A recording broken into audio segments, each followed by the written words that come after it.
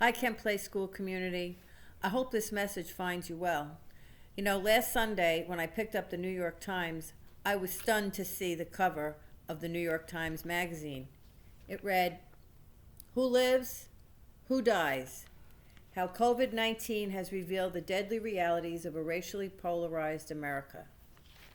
I never thought I'd see the day when a question, not a hypothetical question, a real question such as who lives and who dies would be asked in a magazine.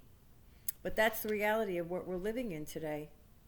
And the question of who lives and who dies has really been one of the main ethical questions that's been asked during this pandemic. Who gets the scarce resource?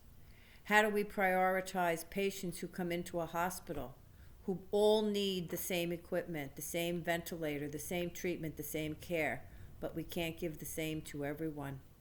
The principle of justice tells us that we should give the same to everyone because we're all equal as human beings. But that's not the reality. And that painful reality is absolutely what this speaks to. And so next week, for our social media content, we're going to be asking the most serious question of all. How do we value human life? How do we value it? Who values it?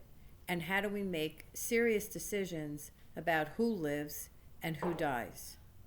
Is it the oldest, the youngest, the richest, the poorest, those who have tremendous social impact, those for whom they bear great responsibility?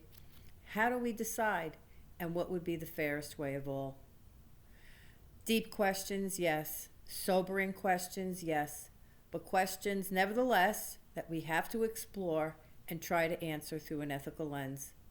And so I invite you into this conversation and ask you to join us next week on our blog, on our journal prompts, on our conversation starters, as we ask the question, who lives, who dies?